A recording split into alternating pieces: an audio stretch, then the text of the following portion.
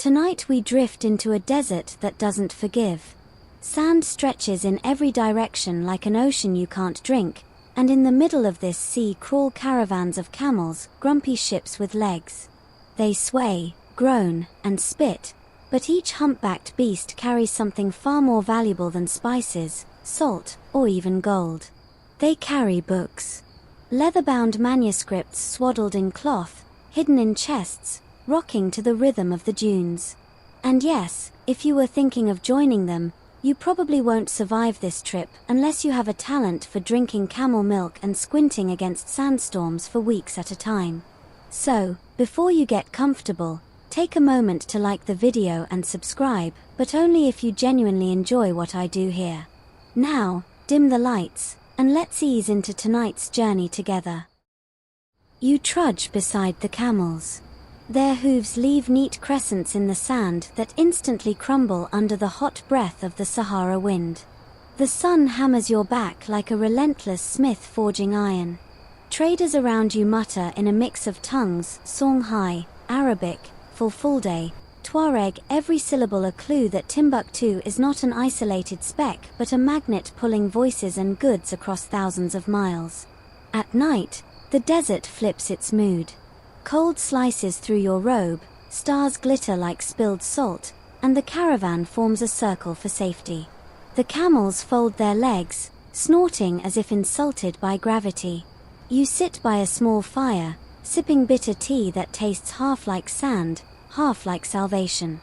Someone pulls out a manuscript to read, its script curling across the page, not just words but worlds.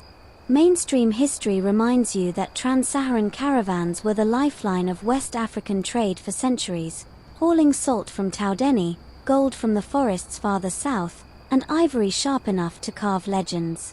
But tucked among the loads were scrolls, Quranic texts, and scholarly works that weighed less than salt but carried ideas worth more than any metal. Now for a quirky tidbit, camels weren't just transport. They were sometimes used as walking refrigerators. Traders strapped leather gourds filled with milk to their sides, letting the beast's swaying motion churn the liquid into butter by journey's end. So yes, the same camel delivering your astronomy manuscript might also hand you a lump of butter. Multitasking at its finest. By day 4, the novelty of sand has worn off. Your skin feels like parchment, your lips crack like old spines, and every horizon looks like the last. Someone jokes that the desert is just one giant prank, endless dunes leading nowhere until suddenly, an oasis blinks into view. Palm trees lean over green pools, and you hear frogs, in the desert. You rush forward, half expecting it to be another mirage, but this time it's real. Water cools your throat, shade wraps around you like a forgotten luxury, and suddenly Timbuktu doesn't feel like an impossible dream. Historians still argue whether the city began as a Tuareg outpost or a seasonal camp that grew sticky with trade. What matters here is that the desert's mercilessness gave Timbuktu its purpose. When you're choking on dust for weeks, any place with wells, walls, and markets becomes sacred. And Timbuktu became not just a pit stop but a destination, a star on the map for scholars and merchants alike. As you leave the oasis and step back onto the hot sand, your legs ache but your mind sparks with anticipation. You realize that every manuscript rocking in a camel's crate is a promise. Not just ink and paper, but proof that even in a world where heat can melt your bones and scorpions claim your sandals, human beings still choose to carry wisdom. It's almost funny, our species will risk dying of thirst just to make sure a poem survives. Someone in the caravan tells you that Timbuktu lies just beyond the horizon, where the river bends and mud walls rise like baked loaves of bread. You imagine the first glimpse, towers of mosques poking above flat rooftops, the Niger River glinting nearby, and the bustle of markets shouting louder than the desert's silence. The camels groan again, unimpressed. You laugh quietly. Maybe knowledge really is heavier than gold. The stars fade, the sand warms, and your feet push forward. You are following not just camels but centuries of travelers who believed in the weight of words. And Timbuktu, with all its golden libraries, waits at the edge of your exhaustion, ready to unfold like a hidden book in the dunes. You finally see it, Timbuktu, shimmering in the early morning haze like a mirage that decided to stay put. The city doesn't announce itself with marble or grand towers, it's more subtle, more earthy. Flat-roofed houses of sun-dried mud line narrow alleys, their walls blending with the desert so perfectly you almost miss them. The place feels like it grew straight from the sand, stitched together by patience and necessity. You wipe grit from your eyes, trying to imagine the first people who chose this spot. Why here? Why build anything in a place where the sun cooks you alive and the wind tries to erase your footprints? The answer is simple: water. The nearby Niger River and a handful of life-saving wells turned this patch of desert into an oasis of ideas. Without water, Timbuktu would have been just another ghost in the dunes. With it, it became a magnet. Merchants unpack their loads, and suddenly the streets vibrate with activity. You smell roasted millet, hear goats bleating, and watch dust swirl up from sandals. Traders unfurl cloth dyed in colors that look like they came straight from sunsets: deep indigo, fiery orange, sandy beige. Children dart between them, dodging baskets of dates and piles of rock salt. The city is alive, and it's hungry for more than food. It's hungry for talk. One mainstream historical fact you notice is how early Timbuktu became an essential node in the Sahel's trade network. As early as the 12th century, caravans and riverboats met here, exchanging salt for gold and leather for books. The goods were tangible, but the conversations, that constant buzz of languages, were the real treasure. And here's a quirky tidbit: the city's name is thought to come from Tin Abutut, meaning place of the old woman in Tuareg. Legend says a woman named Buktu guarded a well, and travelers began calling the site Buktu's place. Imagine that, an entire world-famous city named after someone basically running the medieval desert version of a water cooler. You step deeper into the maze of alleys, and the heat presses close. Walls are tall enough to throw shade, and families build houses side by side, like neighbors forever leaning on each other. The roofs are flat and often used as extra living space. You see laundry flapping in the breeze, children chasing each other across the mud-plastered ledges, and elders sitting in small clusters, sipping tea that takes 3 careful pours to get right. You hear snippets of debate in the marketplace. The stars show God's order, one man insists. No, they only guide caravans, another replies, earning laughter. You realize the oasis of Timbuktu isn't just physical, it's intellectual. People come here thirsty for ideas, and every corner seems to spill them like water from a jar. Historians still argue whether Timbuktu's role as a cultural beacon was immediate or grew slowly over centuries. Was it destined to become a scholarly hub, or did it stumble into greatness because traders got bored waiting for their camels to rehydrate? Either way, the city's reputation spread faster than any caravan. You duck into a small courtyard where a fig tree throws patchy shade. A scholar is teaching a circle of students, his voice patient, his gestures deliberate. He reads from a manuscript, the pages cracked but sturdy, his words carrying beyond the walls. You notice how intently the students listen, as if each syllable is worth its weight in gold dust. The air hums with focus, and you sense that in this place, words are the true currency. And yet, Timbuktu isn't all serious. One merchant nearby cracks a joke about camels having worse tempers than mother-in-laws. Everyone laughs, including the camels, who snort indignantly. You chuckle too, realizing humor slips easily into even the most historic settings. People are people, trading, debating, and occasionally poking fun at their own beasts of burden. As the sun dips low, the city glows. The mud walls catch fire in the golden light, mosques stand proud in silhouette, and the marketplace finally quiets. The day winds down, but you can still feel the pulse of ideas beating beneath the calm. Timbuktu isn't just surviving the desert, it's thriving, shaping itself into a place where stories, science, and spirituality all find room to breathe. You lean back against the wall, sip a last bit of tea, and think, this is no ordinary oasis. This is an oasis of ideas, and tomorrow, it promises even more. The next morning, you step into the heat already knowing that Timbuktu is no ordinary trading town, it's becoming the capital of an empire's dreams. Dust swirls through the air, caught in the low sun like glitter shaken out of the desert.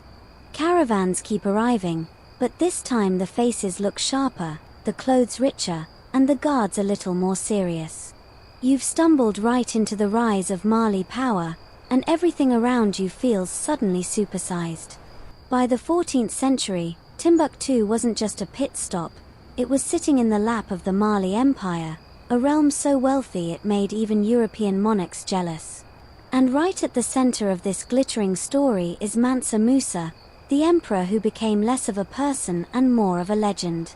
People say his Hajj to Mecca in 1324 was like an Instagram flex before Instagram existed.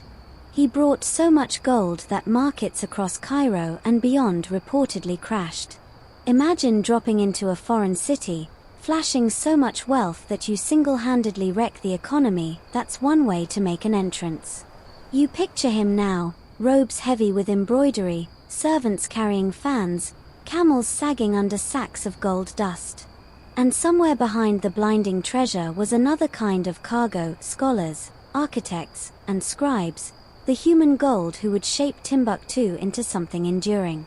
Musa didn't just flaunt wealth, he invested it. Mosques rose, schools flourished, and books streamed into the city like water pouring from a newly tapped spring. One mainstream historical fact: Musa's sponsorship of Sankor Mosque and its transformation into a full university seeded Timbuktu's future reputation as a city of learning.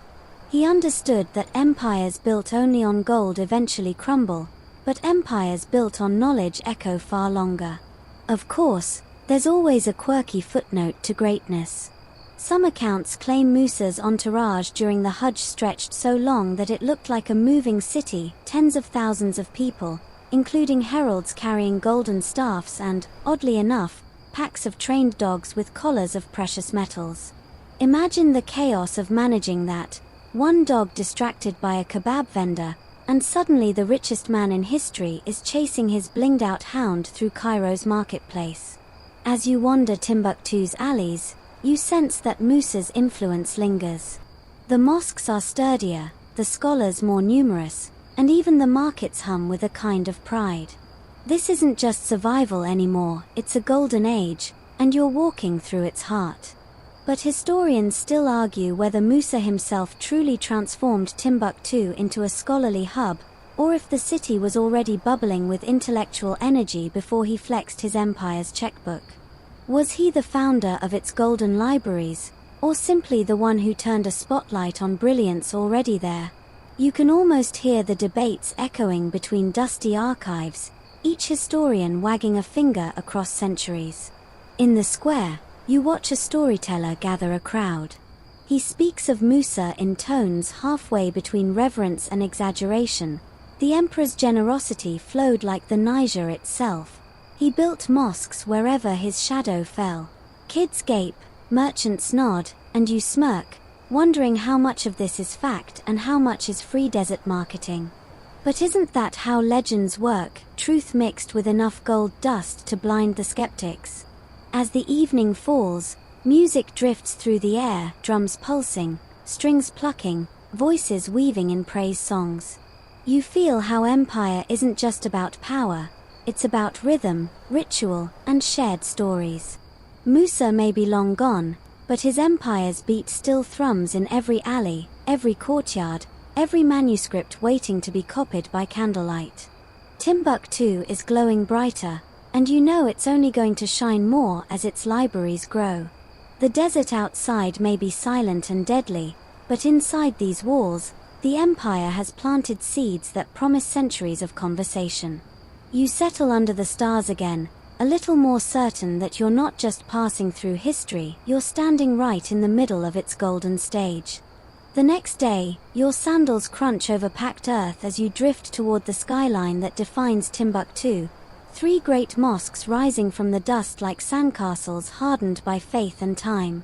Jingareba, Sankor, and Sidi Yahya, each one a masterpiece of mud, wood, and devotion.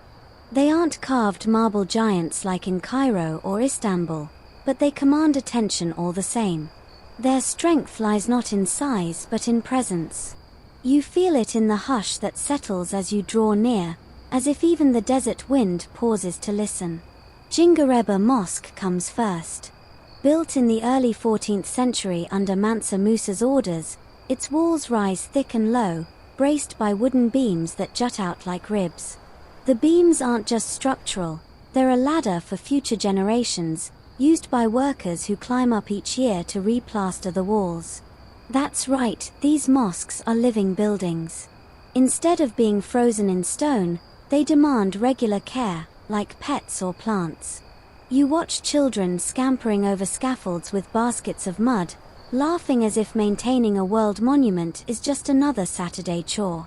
Inside, the air cools instantly, swallowing the heat of the desert. Light filters through tiny windows, falling in dusty shafts across woven mats. The imam's voice echoes, low and steady, the words curling through the silence until you feel them vibrating in your chest. You realize this is more than a place of worship. It's a classroom, a lecture hall, a library disguised as a sanctuary.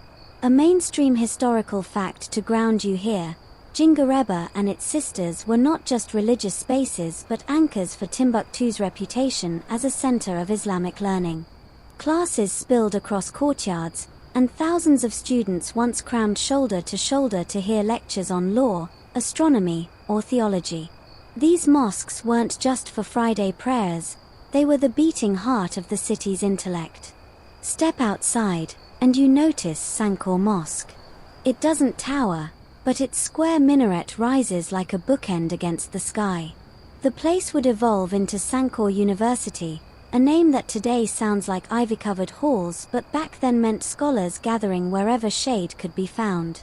You peer into one chamber where a teacher recites from memory while students jot on tablets balanced on their knees. The rhythm of their voices overlaps with the distant clatter of market stalls, creating a kind of living symphony of study. Now, here's a quirky tidbit. The mosque courtyards doubled as performance spaces.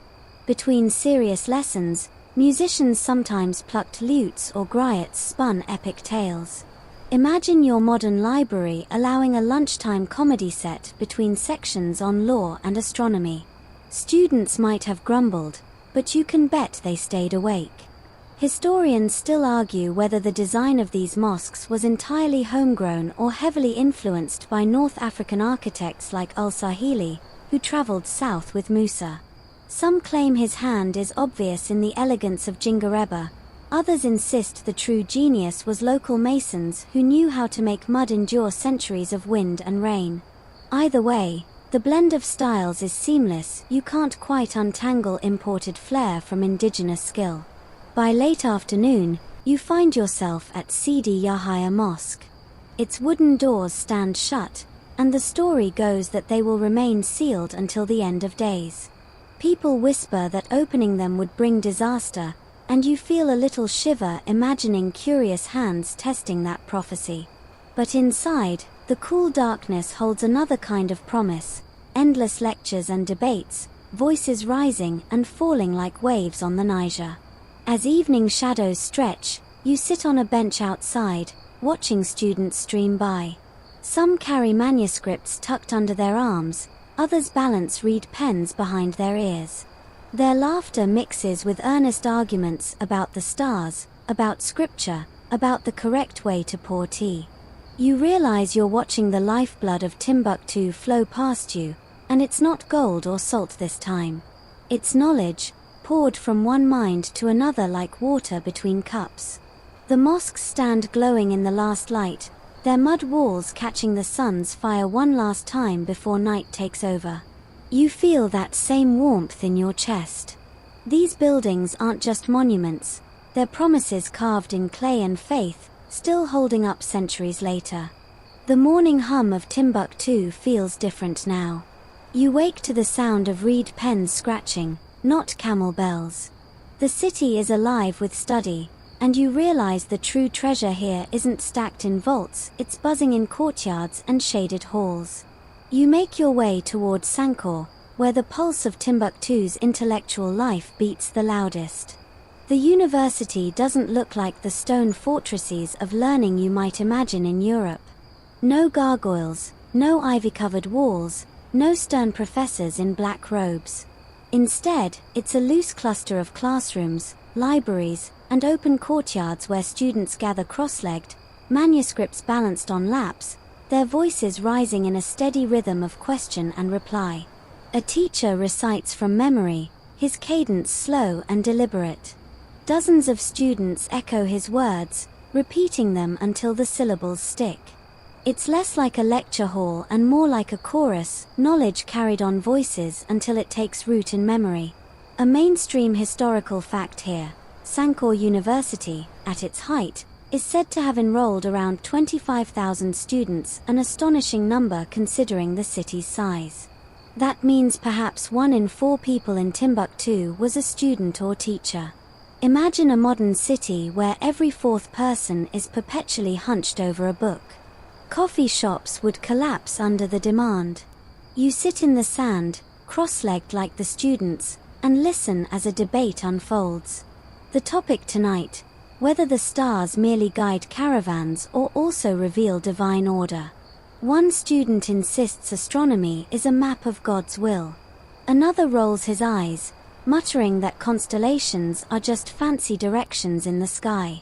Voices rise, hands gesture, and soon the whole courtyard hums with overlapping arguments. You find yourself grinning. This feels less like a sleepy university and more like a desert cafe at rush hour. Of course, there's a quirky tidbit to break the mood. Some students carried their books in leather pouches tied to their robes, and mischievous goats often developed a taste for the straps.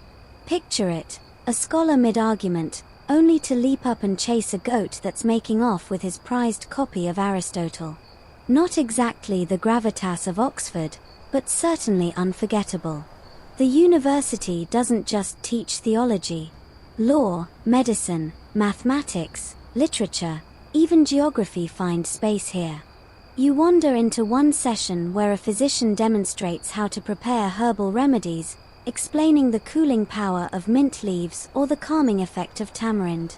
In another corner, a mathematician sketches equations in the sand, students scribbling furiously before the wind erases his work. Knowledge here isn't locked in stone, it's alive, flexible, and a little fragile.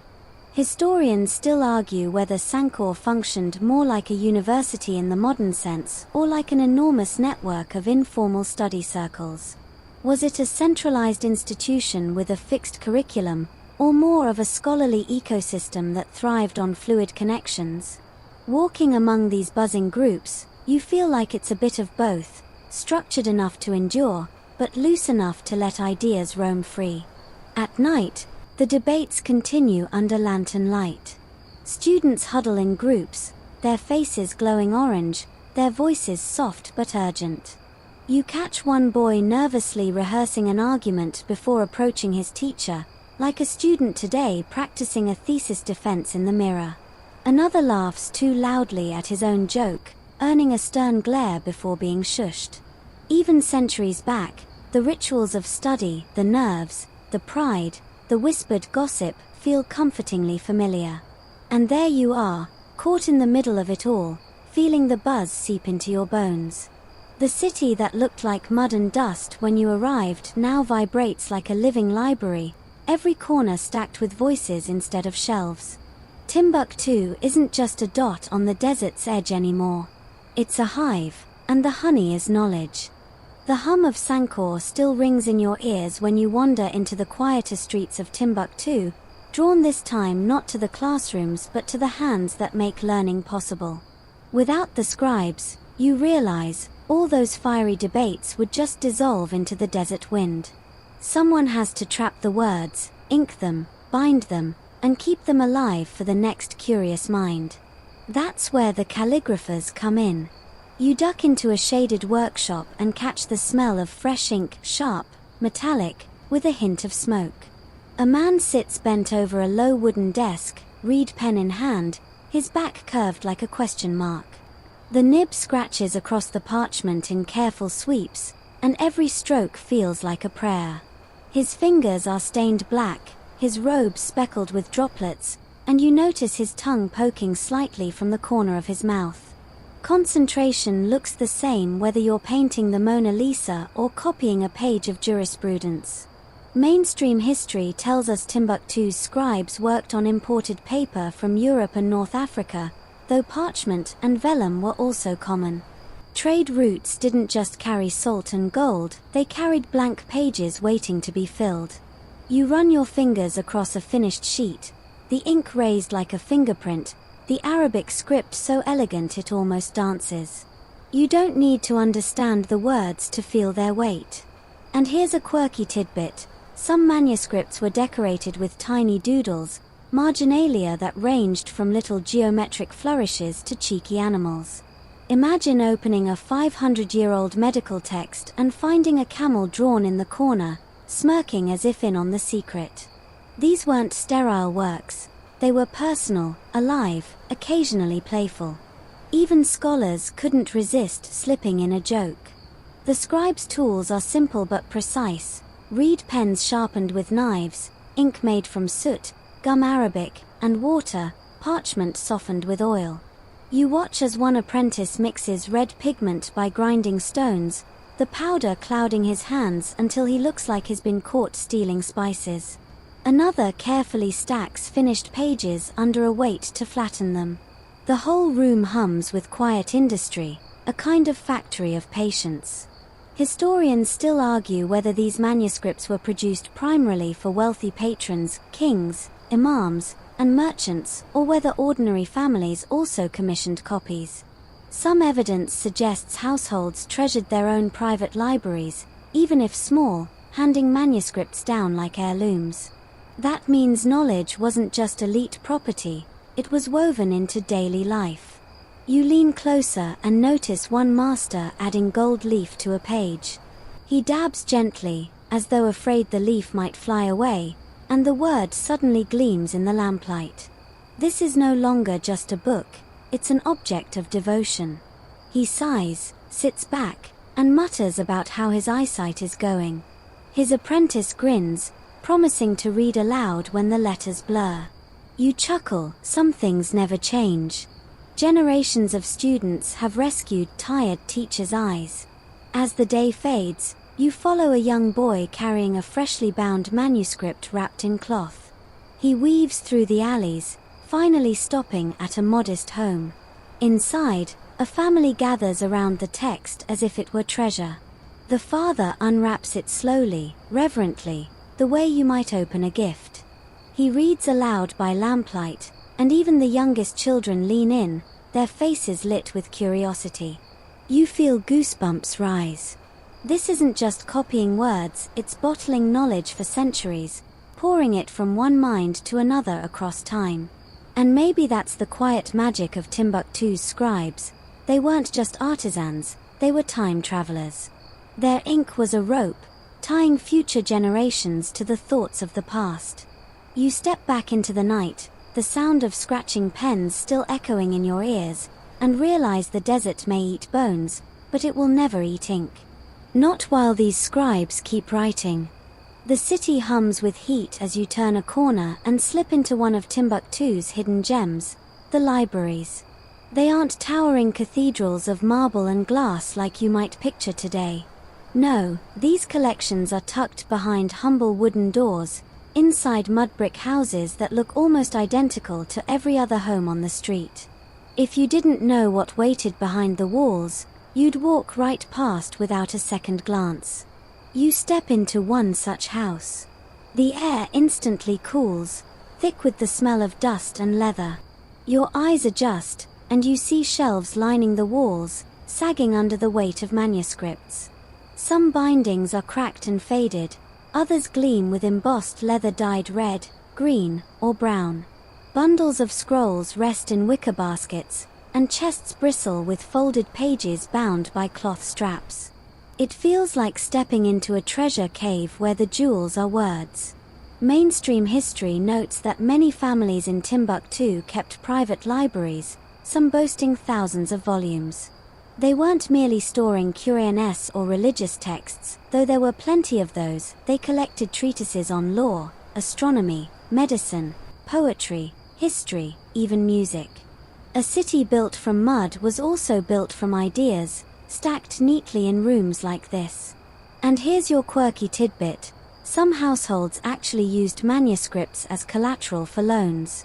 Forget gold bars or signed contracts. A lender might hold onto your prized book until you paid back the debt. Imagine pawning your astronomy manuscript to cover the cost of new sandals, though hopefully the lender didn't get too attached to your Ptolemy notes. You brush your hand over a spine and pull one volume free. The leather creaks, the pages whisper. The script flows in careful Arabic lines, and in the margins you spot faint notes, some in Songhai, others in Tamashek, scribbled by students who couldn't resist commenting. Suddenly, these aren't just books. They're conversations across centuries. A man enters the room, his robe simple but his expression proud. He tells you this library has been in his family for generations, each new head of household adding volumes to the collection. He gestures to a locked chest in the corner. Inside, he explains, are the most precious texts, rare works copied from Cairo, Fez, or even further afield. You lean in and realize Timbuktu wasn't just hoarding knowledge, it was a node in a vast global web, ideas traveling by camel and boat to land quietly in this mud-walled room. Historians still argue whether Timbuktu's libraries were primarily private or whether public access was common. Some insist they were guarded family treasures, passed down like jewelry. Others argue the spirit of scholarship meant doors often opened to neighbors and students. Standing here, surrounded by manuscripts that whisper to be read, you can believe either version. The house is modest, but the library makes it feel infinite. Outside, the desert stretches harsh and empty.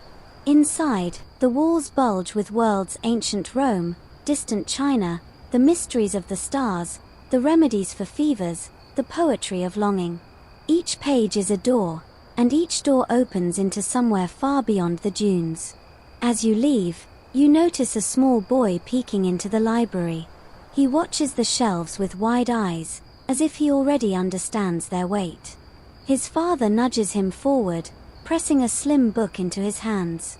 The boy clutches it, reverently, nervously, like he's been handed a key. You smile, realizing that Timbuktu's libraries aren't just about preserving the past. They're about handing the future something worth carrying. When you step back into the blinding sunlight, the contrast hits you hard. Out here, everything looks fragile: mud walls, desert winds, fleeting shadows. But you know that inside those walls, Timbuktu is storing something indestructible. Not even sand can bury the power of words stacked carefully in cool, earthen rooms. You wander back into the bustling streets of Timbuktu, and suddenly it strikes you, these manuscripts don't just stay here, gathering dust in cool mud rooms. They travel. Ideas slip out of the city the same way salt caravans leave the desert, packed tight, carried far, and exchanged for treasures of equal value. Timbuktu's libraries might live behind quiet doors, but their voices echo well beyond the Niger. Picture it: a scholar copies an astronomical chart by lamplight, rolls it up, and hands it to a caravan leader heading north. Weeks later, the scroll crosses into Morocco, then perhaps onto Fez or Cairo. From there, it's translated, debated, and maybe even sneaks into the hands of curious Europeans who scribble notes in the margins. Suddenly, a diagram born in Timbuktu is guiding sailors in the Mediterranean. Knowledge here doesn't sit still, it walks on camel legs. Mainstream history confirms this. Timbuktu was a vital link in the flow of knowledge across Africa, the Middle East, and Europe. The city's scholars didn't work in isolation, they were part of a transcontinental conversation. Letters between Timbuktu's jurists and Cairo's legal scholars still survive, full of sharp arguments and clever counterpoints. You realize that Timbuktu wasn't just importing knowledge, it was exporting it too, shaping minds far beyond its walls. Here's a quirky tidbit to make you smile. Some manuscripts from Timbuktu included detailed star charts that sailors later found handy. Imagine being a medieval Portuguese captain, nervously navigating toward the edge of the Atlantic, with a guide to the heavens that once sat in a mud-walled library 1,000 miles away. If GPS satellites ever get jealous, they should look at those manuscripts. But historians still argue about the exact depth of Timbuktu's influence on Europe. Was it truly a fountainhead of knowledge that reshaped the Renaissance, or was its impact more regional, trickling through North Africa with only fragments reaching across the Mediterranean? The debate lingers, like a camel refusing to move when you tug at its reins. You grin, because either way, it's clear that the city's golden libraries mattered. As you stroll through the market, you see proof of this exchange in every corner. A merchant sells spices from Morocco, another shows off Italian glass beads, and nearby a scholar haggles for paper imported from Venice. The desert feels like a wall, but in reality, it's a bridge. Timbuktu isn't an isolated outpost, it's a node in a network that stretches from the Sahara to the seas. You pause in a courtyard where a group of students listens to their teacher explain the works of Al-Farabi, a philosopher whose ideas traveled from Baghdad to Timbuktu. One boy interrupts, but doesn't he contradict Ibn Sina here? The teacher smiles, adjusts his turban, and lets the debate unravel. You realize this is how knowledge thrives, not in dusty silence, but in heated arguments under the shade of an acacia tree. Even the architecture whispers of global exchange. The beams jutting from Jingareba's walls resemble North African styles, yet the mud technique is local. The very buildings are hybrids, half desert endurance, half imported flair. The city wears its connectedness openly, like jewelry made from beads gathered across the world. As evening falls, you climb a rooftop and watch the horizon. In the distance, a caravan snakes north, laden with salt, gold, and bundles of manuscripts wrapped in cloth. You know that somewhere, months from now, those books will open in faraway hands, their ink sparking new thoughts in minds you'll never meet. The idea feels both humbling and thrilling. Timbuktu isn't just preserving knowledge, it's scattering it like seeds across continents. You breathe in the desert air, heavy with dust but also alive with possibility. The golden libraries don't just belong to Timbuktu anymore. They belong to the world, carried by every trader, every scholar, every curious wanderer who dares to cross the dunes. By now you've peeked into the libraries and seen the steady rhythm of scholarship, but tonight you slip deeper, nose almost pressed to the parchment, and discover that Timbuktu's golden libraries weren't filled only with law codes and Quranic commentary. No, these collections had personality, quirks, surprises, even jokes. Like any great library, they reflected the whole messy spectrum of human curiosity. You sit in a quiet room as a caretaker unwraps a bundle of manuscripts. The leather binding squeaks faintly, and suddenly you're staring at an astronomy chart. Neat circles and stars dot the page, drawn in black and red ink. The teacher beside you murmurs that it shows lunar phases, meant not just to guide prayer times but also to help caravans travel by moonlight. Imagine some camel driver tilting his head to the heavens, map in hand, muttering, "Yep, third quarter moon, better hurry before the sand demons wake." Mainstream history backs this up. Timbuktu's manuscripts covered a dazzling range of subjects: astronomy, medicine, arithmetic, geography, even music. This wasn't a one-note library, it was a mixtape of civilization. And then comes the quirky tidbit. Tucked between weighty tomes, some manuscripts contained folk remedies that make you raise an eyebrow. One page you're reading about anatomy, The next about mixing crocodile dung into a paste for skin protection. You chuckle, sunscreen, medieval desert edition. Someone probably swore by it. Someone else probably just smelled terrible. Either way, it made it into the collection.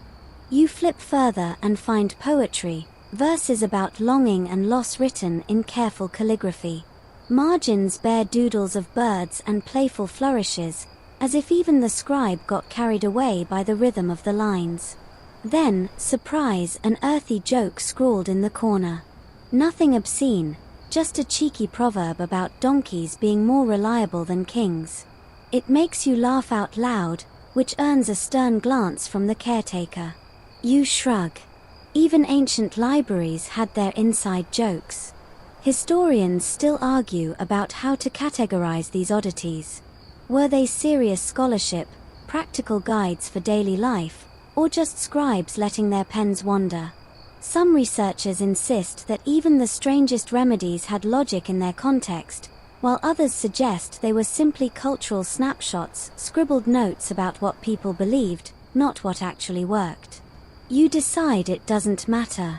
Together, the pages paint a portrait of a city unafraid to record both the profound and the peculiar. The caretaker shows you another manuscript, this one on trade routes. It sketches rivers and mountains, detailing where water can be found, which tribes control which passes, and which markets sell the cheapest salt. You realize this was more than an academic exercise, it was survival wrapped in ink. For a merchant, these guides were as valuable as GPS today. You sit back, dizzy from the variety. These libraries weren't dusty vaults of single-minded study. They were kaleidoscopes, sermons and star maps, jokes and cures, treaties and love poems. Knowledge wasn't a neat shelf, it was a basket brimming with whatever the human mind found worth keeping. As you leave, you hear children giggling outside, trading riddles in the dusk. One asks, "What has no legs but crosses the desert faster than a camel?" The other shrugs. Words, the first replies, grinning. You smile, because they've just summarized everything you've seen. Timbuktu's golden libraries weren't only about grandeur. They were about humanity, curious, playful, practical, and endlessly talkative. Every page you touched tonight proves it. The next morning, the city wakes buzzing again, not with camel bells or merchants haggling, but with the clamor of ideas. You follow a group of students into an open courtyard shaded by acacia branches.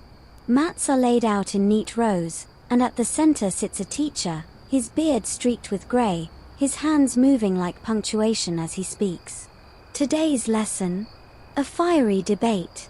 Arguments in Timbuktu aren't hushed library whispers, they're loud, spirited, and sometimes hilarious. Students lean forward, eyes bright, scribbling in margins, interrupting, gesturing.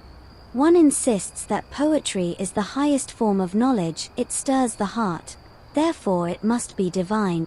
Another waves his arms, scoffing, nonsense. The law is supreme. What good is a love poem if you're jailed for debt? The crowd erupts in laughter. Even the teacher smirks, though he tries to hide it behind a stern cough. Mainstream history reminds us that Timbuktu's scholars were deeply engaged in jurisprudence. Legal debates about inheritance, contracts, or the proper observance of prayer times filled countless manuscripts. Yet alongside them, poetry and philosophy thrived, turning courtyards like this into arenas of both wit and wisdom. And here's a quirky tidbit. One chronicler describes students occasionally staging mock trials, complete with judges, defendants, and witnesses. They treated the proceedings half seriously, half like improved theater.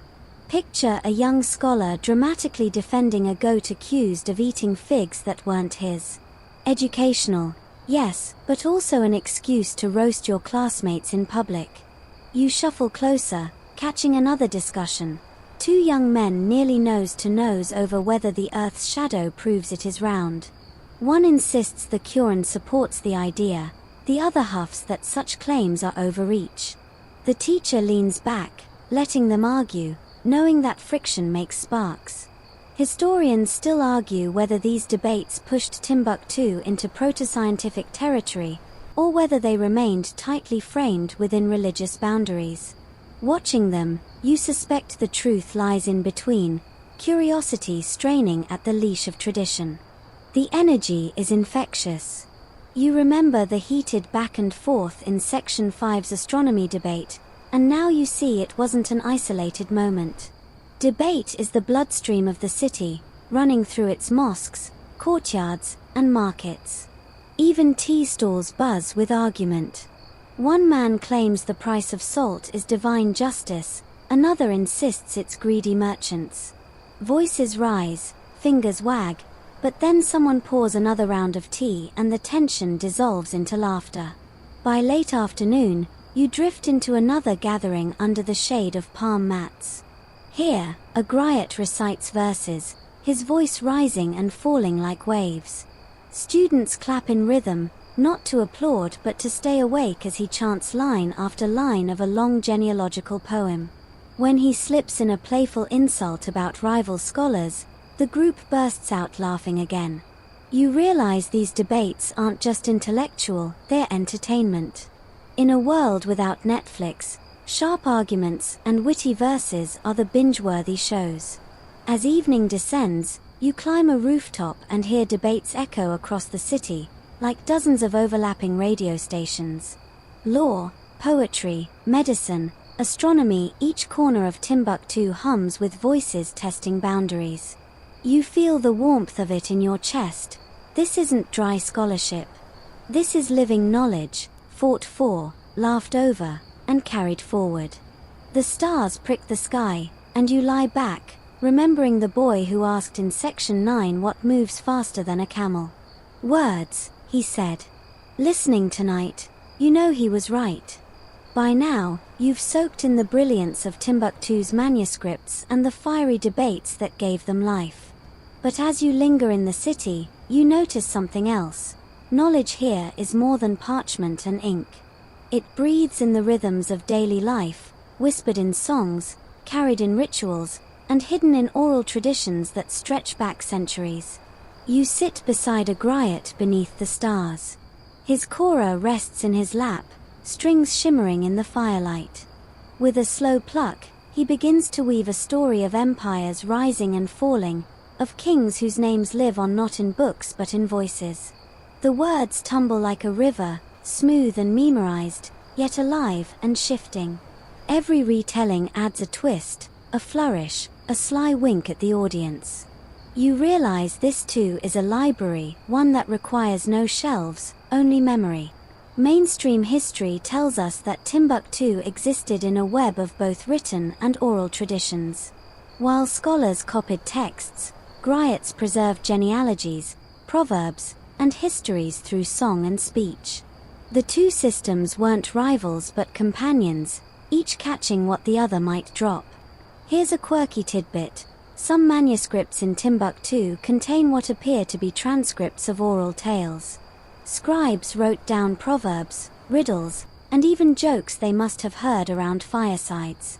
Imagine someone sneaking into a slam poetry session with a notebook, determined to capture every punchline for eternity. But historians still argue how much weight to give oral history compared to written texts. Some claim the griot stories exaggerate or reshape the past, bending facts to fit the mood. Others argue that memory can be more faithful than ink, precisely because it's renewed with each telling. You chuckle, realizing it's the same argument people have today about whether podcasts count as real journalism.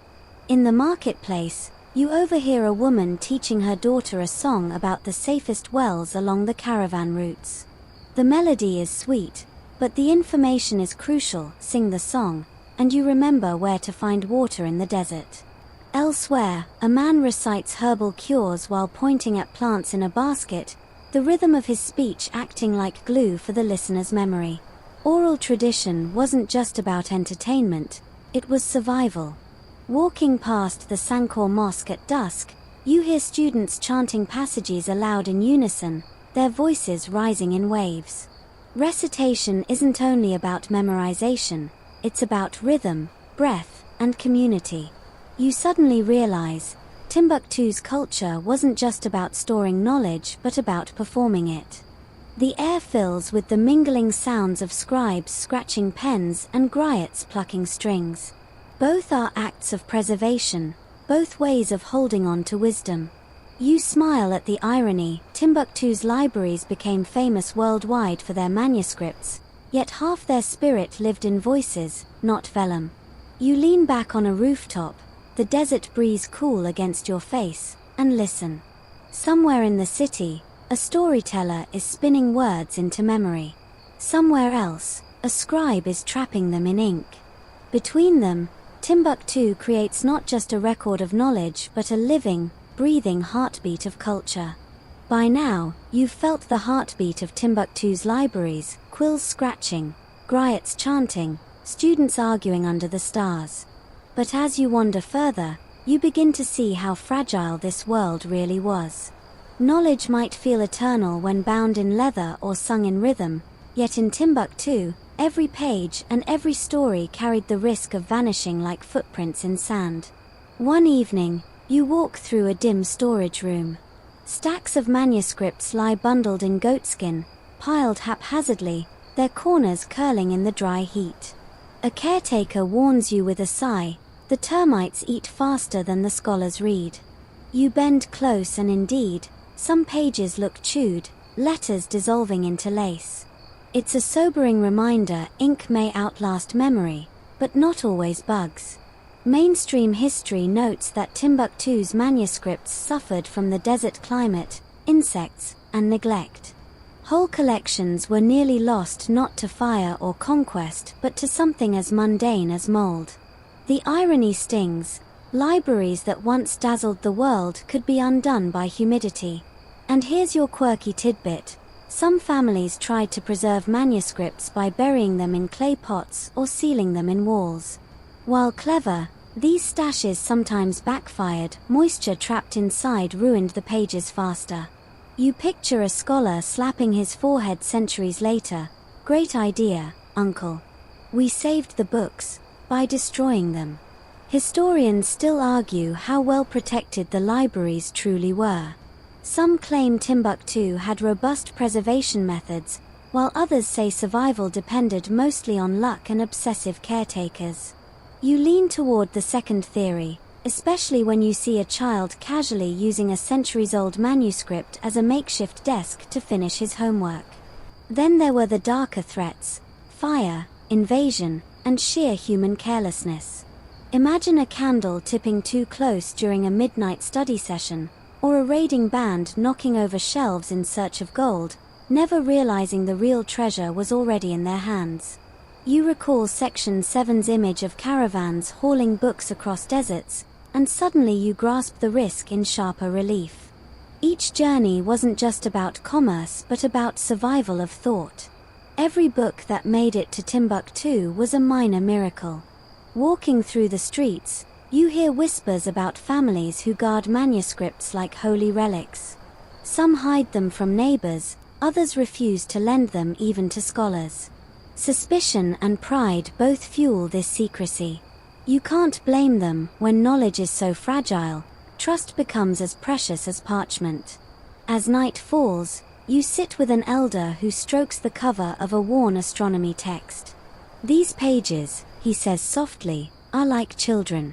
You protect them, but you know one day they may be taken from you."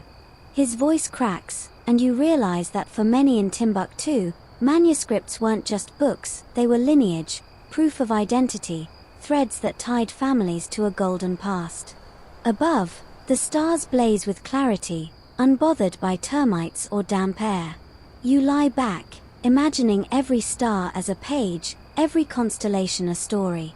Unlike the heavens, Timbuktu's libraries had no guarantee of permanence.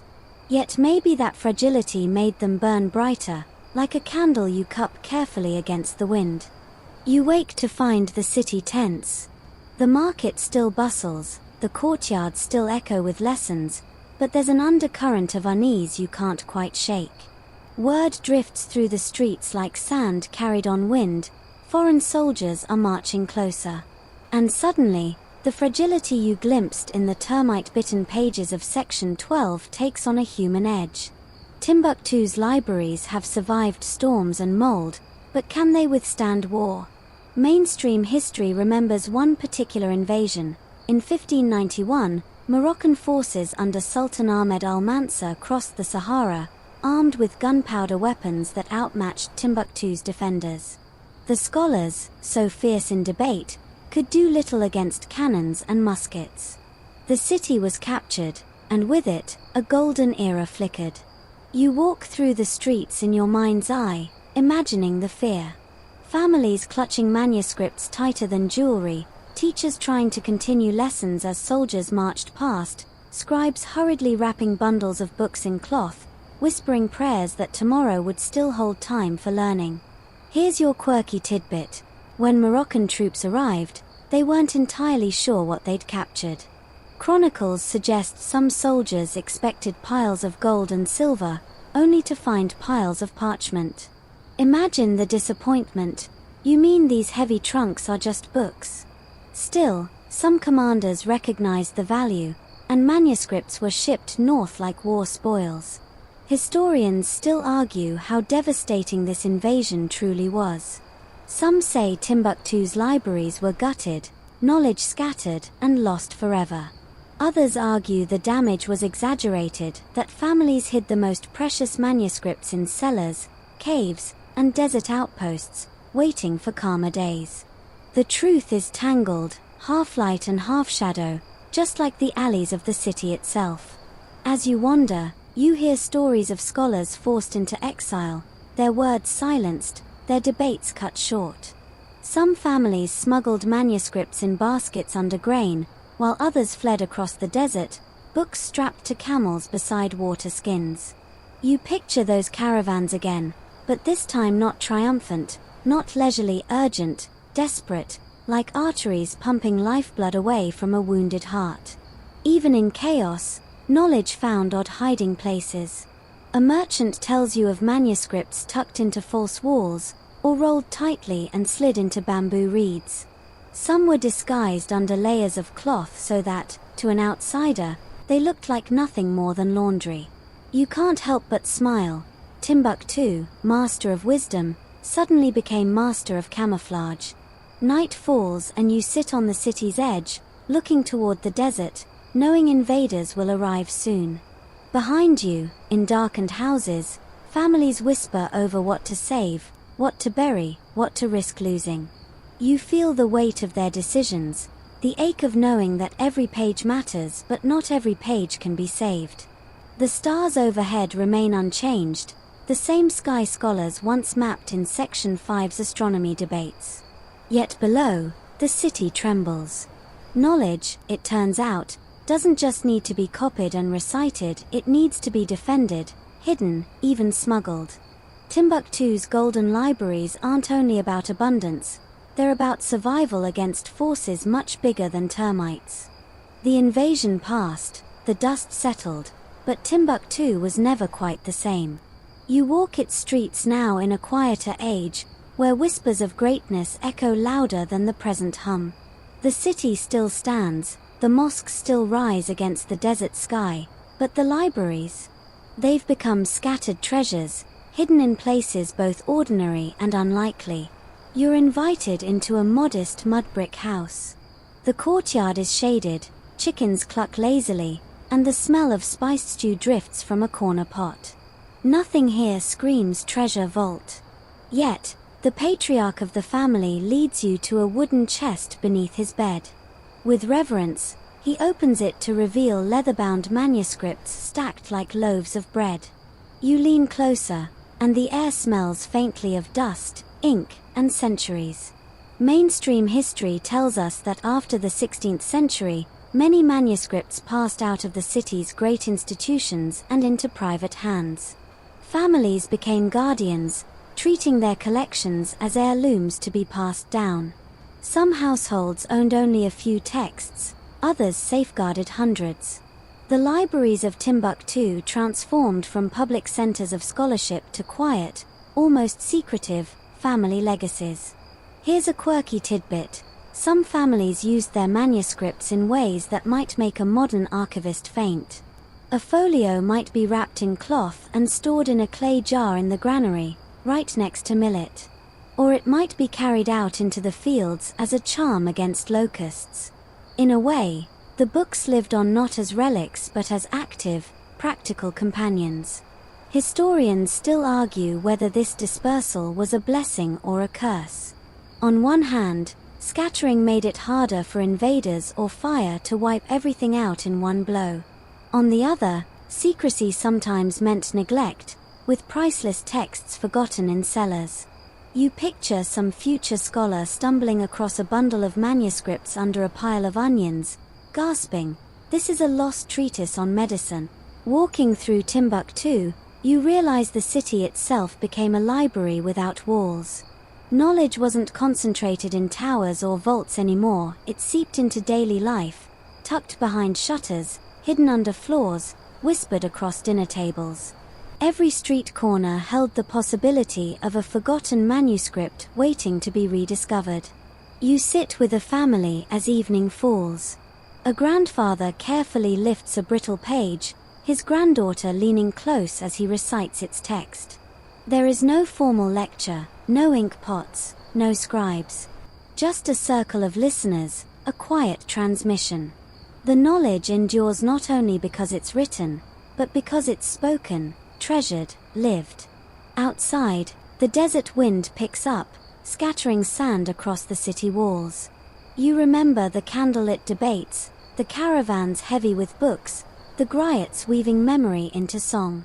All of it led here, to hidden chests in modest homes, where the golden libraries rest not in splendor but in survival. By the time you reach the present day, Timbuktu feels like both a legend and a living city. The streets still buzz with goats and motorbikes, but beneath the surface lies a secret.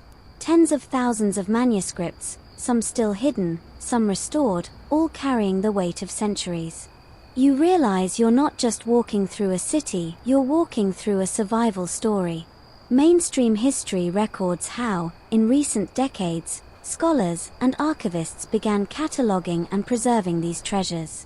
Projects funded by universities and cultural organizations carefully brushed away dust, photographed fragile pages, and housed manuscripts in climate-controlled rooms. For the first time in centuries, Timbuktu's libraries weren't just hidden in trunks, they were displayed, studied, shared with the world. And here's your quirky tidbit. During a more recent crisis, when militants threatened Timbuktu in 2012, local families and librarians orchestrated a clandestine rescue mission. Using cars, canoes, and even donkey carts, they smuggled more than 300,000 manuscripts out of the city, hiding them in metal boxes, rice sacks, and crates. It was a desert heist unlike any other Indiana Jones, but with librarians instead of whip-cracking adventurers. Historians still argue how complete that rescue was. Some say nearly all manuscripts were saved, others point out gaps and losses. But one thing is certain, ordinary people risked everything to protect knowledge. You imagine them driving through the desert at night, hearts pounding, every bump in the road rattling not just their bones but the legacy of centuries in the trunks behind them. Now you sit in a quiet reading room, air conditioning humming softly, as a conservator flips through a manuscript on astronomy. The stars mapped on the page echo the sky above Timbuktu, unchanged, constant, reminding you of the debates in Section 5. Across the room, a digitization team scans pages, ensuring that even if fire or flood or termites strike, the words will live on in pixels. Yet the charm of Timbuktu's golden libraries isn't just in preservation, it's in the persistence of human care. Every hidden trunk, every whispered story, every daring rescue proves the same thing. Knowledge survives not by accident, but because people love it enough to guard it, hide it, and sometimes risk their lives for it. The night grows deeper. You imagine Timbuktu's past scholars leaning over manuscripts, today's families opening dusty trunks, and tomorrow's readers scrolling digital scans. It's all one long chain, fragile but unbroken, stretching from a desert caravan centuries ago to you, lying in bed now, eyes growing heavy as the story winds down. So, as we reach the end of Timbuktu's golden libraries, let your breathing slow with the rhythm of this city's resilience. Picture the desert night settling in, the wind brushing softly across the sand, the walls of mud brick glowing faintly under the moonlight. Imagine the manuscripts, wrapped carefully in cloth, resting in their chests, patient and silent, as they've rested for centuries. Each book has traveled so far across caravans, through invasions, hidden under floors, carried in secret at night, and yet here they are, alive in memory, alive in words. Like a candle passed hand to hand, they've made it this far, glowing just brightly enough to light your own quiet evening. Let the sounds fade now. No more hurried footsteps in narrow alleys, no more quills scratching in candlelight, no more camels grumbling across the Sahara. Just stillness, deep and wide, like the desert itself. You might smile faintly, remembering the termites nibbling pages, the child using a manuscript as homework support, or the librarian-turned-smuggler bumping along a desert road. Even in fragility, there is humor, warmth, and humanity. Your eyelids grow heavy. The golden libraries will keep, guarded by the desert and by time, their pages resting until another curious traveler comes to listen. For now, they can rest, and so can you. So close your eyes, let the sands drift over the story, and let Timbuktu fade gently into dreams. Sweet and steady dreams, where every page is safe, and every whisper of history waits for you to find it again.